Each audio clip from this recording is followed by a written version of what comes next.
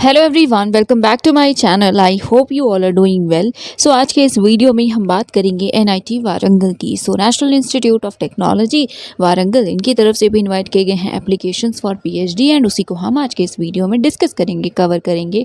So video helpful लगे तो इसे शेयर कर दीजिएगा, लाइक भी कर सकते हैं। आप कोई इशू है, कोई सजेशन है, कोई इन्फॉर्मेशन है, कोई करेक्शन है तो आप बता सकते हैं कमेंट्स में। एंड ऑल्सो अगर अभी तक आपने चैनल को सब्सक्राइब नहीं किया है तो प्लीज़ सब्सक्राइब कर लीजिए चैनल को भी। So first of all nitw.ac.in is the website and इसी पे आपको विजिट करना है। इसका लिंक आपको डिस्क्रिप्शन में मिल जाएगा, सो आप वहाँ से चेक कर सकते हैं, राइट। सो जब आप इस पर्टिकुलर वेबसाइट पे विजिट करेंगे देन स्क्रॉल करने के बाद यहाँ पे आपको कुछ सेक्शंस दिखते हैं। सबसे पहला सेक्शन अनाउंसमेंट्स का है एंड इसी में लेटेस्ट अनाउंसमेंट है पीएचडी से रिलेटेड। सो 25 अप्रैल डेटेड है, ठीक है। यहाँ पे तो वैसे फीस का लिंक है बाकी प्रोग्राम्स के लिए, बट आप और इसे क्योंकि ये स्क्रॉल हो रहा है, ठीक है, सो आप देखेंगे तो यहाँ पे पीएचडी का ऑप्शन भी अवेलेबल होगा। सो हम या तो प्रीवियस और नेक्स्ट भी कर सकते हैं। तो देखिए इसे हम करते हैं नेक्स्ट। यहाँ पे आप देख सकते हैं PhD admission July 2022 session brochure and information, brochure and instruction. तो इस पर ही क्लिक करेंगे तो नोटिफिकेशन डाउनलोड हो जाएगा। तो चलिए उसे डाउनलोड करते हैं एंड देखते हैं। सो यस, ये है नोटिफिकेशन एनआईटी वारंगल एंड यहाँ पे ब्रोशर है। सो देखिए सबसे पहले यहाँ पे सब्जेक्ट्स दिए हुए हैं, फुल टाइम पार्ट टाइम, दो मोड्स यहाँ पे अवेलेबल हैं एंड इन दो मोड्स में डिफरेंट कैटेगरीज हैं जिन्हें अभी हम डिस्कस करेंगे।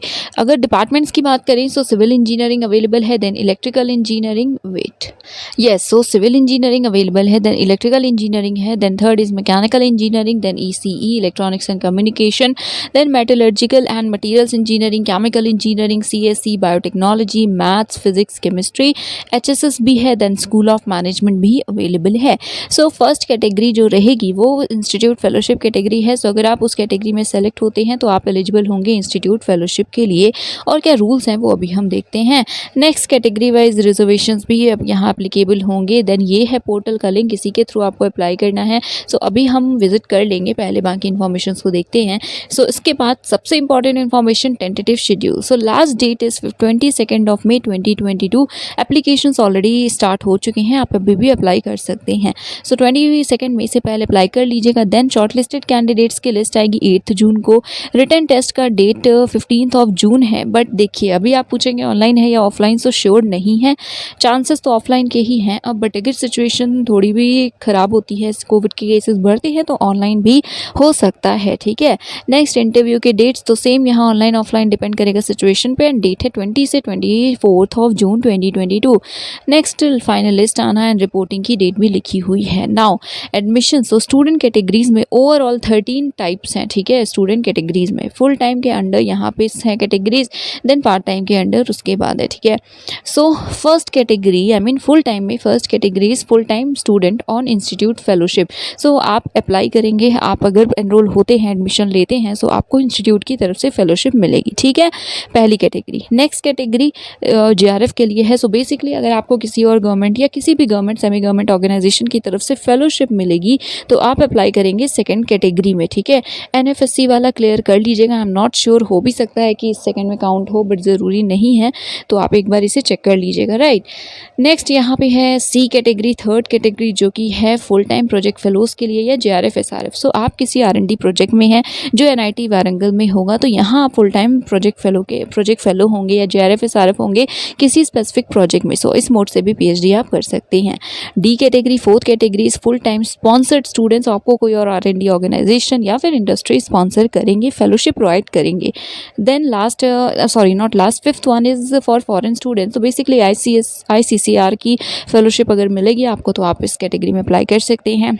Sixth category is full time external working in national research lab. So कोई और आरएनडी ऑर्गेनाइजेशन है, लैब है जिसमें आप ऑलरेडी वर्क कर रहे हैं, ठीक है, उसमें फैसिलिटीज़ हैं, तो आप चाहें तो एनआईटी वारंगल से पीएचडी में एनरोल हो सकते हैं, बट आप एक्सटर्नल होंगे। एक्सटर्नल मतलब आप अपना जो वर्क है, अपना पीएचडी है, रिसर्च वर्क है, वो अपने लैब में ही करेंगे, बट येस आपको रूल्स रेगुलेशंस डिग्री वो सब एनआईटी वारंगल की मिलेगी, राइट। नेक्स्ट जी कैटेगरी है, seventh I think, yes seventh category, self finance programme. So sponsor आपको कोई और इंडस्ट्री करेगी। एंड लास्ट एच है जो कि है फुल टाइम सेल्फ फाइनेंस। तो देखिए इस केस में गेट वगैरह की रिक्वायरमेंट नहीं है, मास्टर्स डिग्री है और आप चाहते हैं पीएचडी करना तो कर सकते हैं। इस केस में आपको किसी भी सोर्स से फेलोशिप नहीं मिलेगी, राइट। सो यस, ये ओवरऑल आई थिंक 8 कैटेगरीज थी, यस, जो कि फुल टाइम की थी। एंड बाकी अब हम बात करते हैं पार्ट टाइम की। तो देखिए पार्ट टाइम में फर्स्ट कैटेगरी है परमानेंट फैकल्टी एंड बाकी परमानेंट स्टाफ जो एनआईटी वारंगल के हैं वो अप्लाई कर सकते हैं। नेक्स्ट कैटेगरी है जे, जिसमें कि जो परमानेंट फैकल्टी है किसी और प्राइवेट एकेडमिक इंस्टीट्यूशन के, बट उसकी ranking NIRF ranking last 5 years में एक ना एक बार 200 के अंडर रही हो, ठीक है। अगर हर बार नहीं रही हो तो फिर भी एक ना एक बार लास्ट 5 ईयर्स में अंडर 200 रही हो, ठीक है, तो आप अप्लाई कर सकते हैं। नेक्स्ट कैटेगरी परमानेंट फैकल्टी हैं आप किसी एजुकेशन इंस्टीट्यूशन के जो या तो गवर्नमेंट का है, सेंट्रल गवर्नमेंट का है, फुली फंडेड है, या फिर PPP मोड से हो, ठीक है। नेक्स्ट कैटेगरी है परमानेंट एम्प्लॉय हैं आप प्राइवेट इंडस्ट्री के, जिसमें R&D फैसिलिटी है एंड आपने 3 ईयर्स का आपके पास एटलीस्ट एक्सपीरियंस है। उसके बाद यहाँ पे 5 ईयर स्टैंडिंग मेंबरशिप भी होनी चाहिए, तो आप अप्लाई कर सकते हैं उस इंडस्ट्री की, ठीक है। Next last category is permanent employ जो कि वर्क कर रहे हैं गवर्नमेंट R&D लैब में, ऑर्गेनाइजेशन में, इंडस्ट्री में, PSU में या स्टेट अंडरटेकिंग में, तो आप अप्लाई कर सकते हैं last that is M category में एंड आप कर सकते हैं पार्ट टाइम PhD। नाउ देखिए ये 13 कैटेगरीज थी ABCD से लेकर के M तक। अब कैटेगरी वाइज यहाँ पे कुछ नोट में पॉइंट्स हैं, जैसे फर्स्ट जो कैटेगरी है A कैटेगरी इंस्टीट्यूट फेलोशिप वाली, सो आपको 3 इयर्स के लिए फेलोशिप मिलेगी जो एक बार एक्सटेंड हो सकती है for 1 year, right. Next category जो D है वो स्पॉन्सर एंड फाइनेंस आपको आपका ऑर्गेनाइजेशन ही करेगा।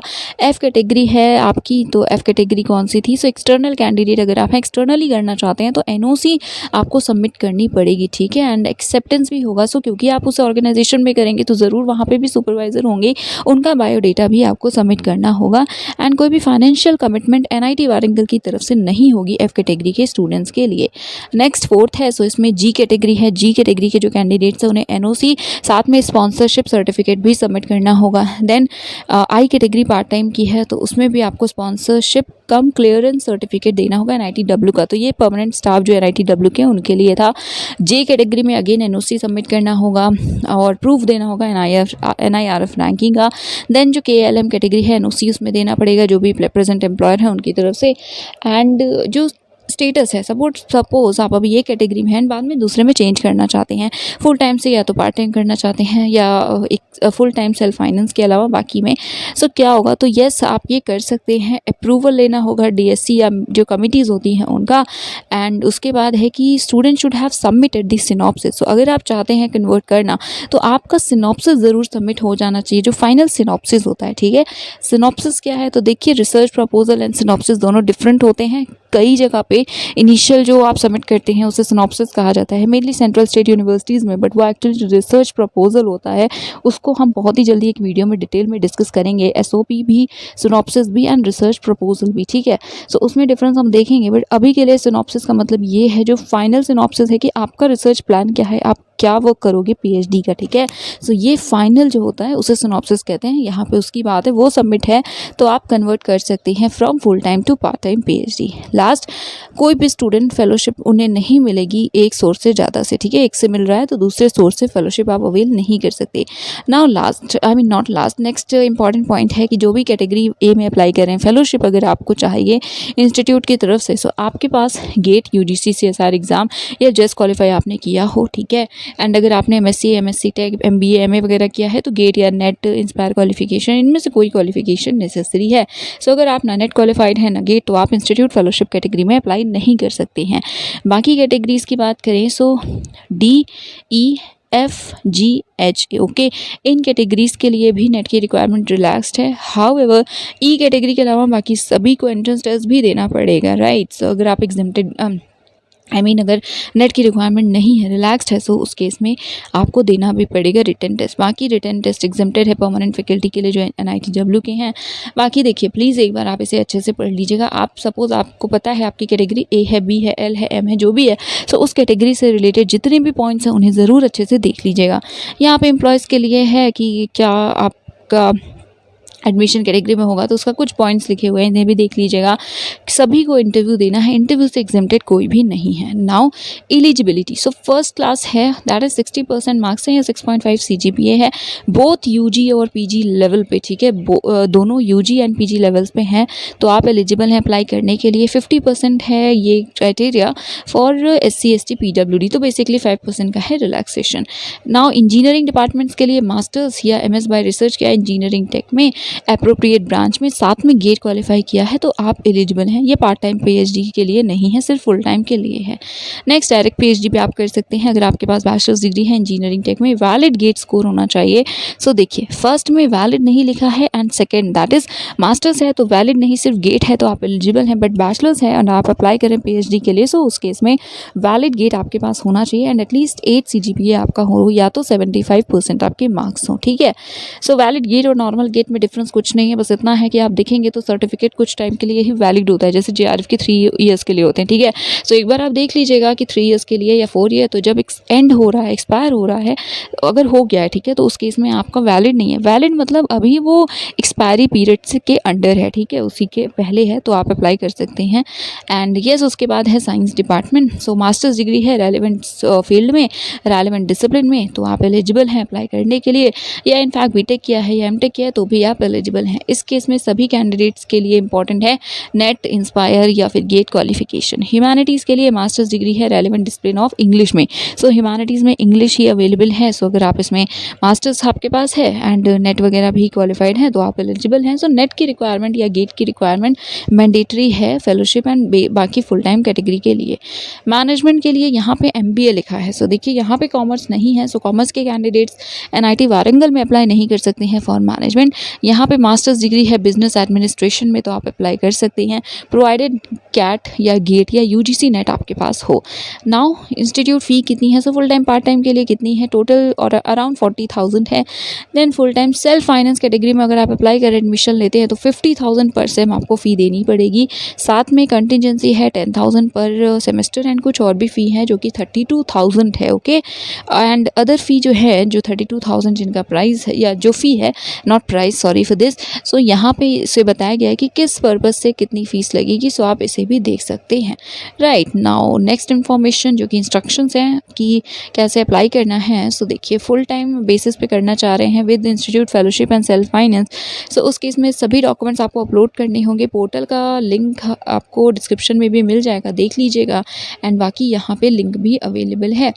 So sorry for this, yes यहाँ पे, सो येस यहाँ पे लिंक है। इस पहले पेमेंट करना है आई थिंक, तो पेमेंट कर लीजिएगा। पेमेंट का जो प्रूफ है वो भी आपको देना पड़ेगा एप्लीकेशन फॉर्म के साथ। सो येस, ये लिंक जो है इसे आप कॉपी कर लीजिएगा एंड पेस्ट कर दीजिएगा ब्राउज़र में, देन आप पे कर पाएंगे एप्लीकेशन फ़ी। ये है जनरल EWS OBC के लिए, ठीक है, जो कि फ़ी कितनी है, सो 1600 है एप्लीकेशन फ़ी। नेक्स्ट इस लिंक के थ्रू आप करेंगे अगर आप SC ST PWD हैं, यहाँ पे 800 है application fee. So I will try कि डिस्क्रिप्शन में आपको लिख देंगे, ठीक है, जनरल का लिंक एंड देन जो SC ST है रिजर्व कैटेगरी का लिंक, तो उसे देख लीजिएगा, सेपरेट करिएगा, अदरवाइज आप 12 वैसे आपको पता चल जाएगा। नाउ नेक्स्ट है कि जो अदर पेमेंट्स के ऑप्शन है IMPS नेफ्ट वगैरह वो एक्सेप्ट नहीं किए जाएंगे, सिर्फ लिंक के थ्रू ही आपको पेमेंट करनी है। नाउ यहाँ पे चेकलिस्ट है, सो ये डॉक्यूमेंट्स आपको अपलोड करने होंगे, तो इसे देख लीजिए।